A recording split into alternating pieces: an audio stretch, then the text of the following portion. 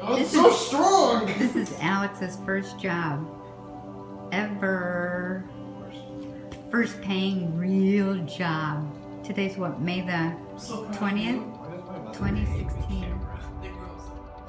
I met Alex the day before my second semester of freshman year started. So I had just come back from winter break. I hadn't really been thinking about school at all. And my future roommate, who I was going to live with sophomore year, said, hey, I have a friend from home who's coming to college at Charleston. He's starting this semester, and we're going to get dinner at Mellow Mushroom tonight. You should join us. And so I joined, and I met Alex that night. And the anecdote that I remember the most from that night is I had asked for a refill on my water, and I had like kind of taken the cup and put it back in front of me, and I knocked it over and it spilled in his direction and like partially in his lap.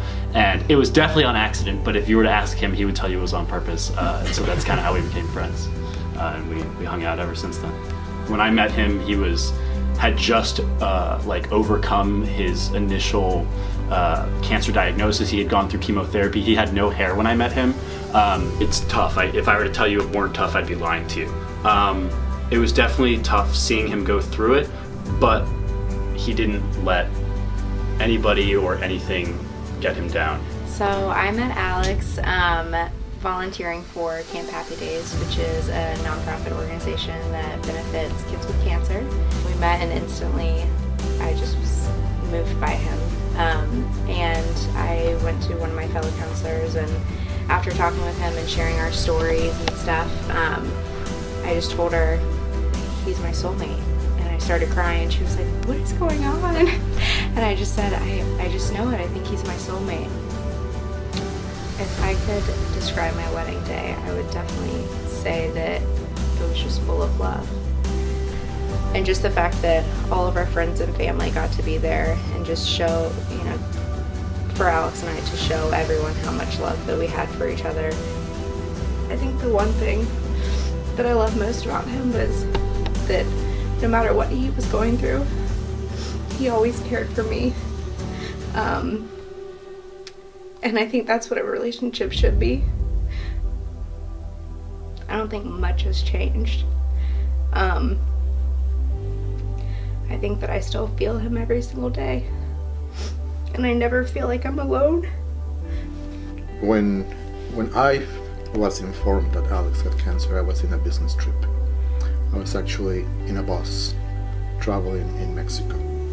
And I received a phone call from my wife and from Alex, and they shared me the news, and I couldn't believe it, of course. First it was like, this cannot be possible.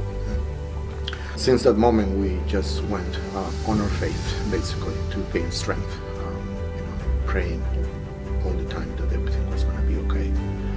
He chose at that moment, I'm going to fight this, I'm going to keep living, I'm going to fight this. And he had that fight in him. It was so strong that that's what kept him moving forward in his journey. A mother wants to see her child go through life and phases, Thank God I have God. And God knows why he called Alex. And we are here left now with a responsibility. And that's to still, share our stories about Alex. He's not with us physically, but, I see a Jeep driving by, he's in every Jeep. He sends us signs, he'll send me a beautiful butterfly every once in a while, and I know that's him, because it's his favorite color, blue, or something, Just knowing that somebody, because I have moments where I'm stressed or I'm frustrated and like, I could crumble too. But I think about, all right, well, Alex went through so much more than I did, and he projected so much less of it than the average person would on anybody else. So I think just learning to appreciate and see the bright side and the silver lining and everything, I think is what I take away from him. One of Alex's wishes was to donate his Jeep to Camp Happy Days. I think people should hear about it. There's a reason why we went through what we went through, and it's because Alex wanted to influence people, and Camp Happy Days and kids with cancer and College of Charleston and everyone in his life.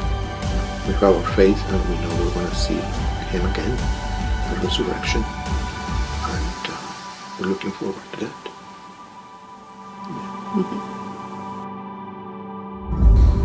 Over the next 24 hours, Charleston Miracle is committed to raise $20,000 in honor of Alex and his legacy. Join us right here in the Cistern at CFC's campus tomorrow night at 8 p.m. for a candlelight vigil in order to commemorate Alex's journey. Together, we can make a difference for kids and other students who went through exactly what Alex went through. We are Charleston Miracle, and we are fighting for the kids. Fighting for kids with cancer. Fighting for a cure. Fighting for a child's tomorrow. Fighting for the future. Fighting for the next. Fighting for Alex.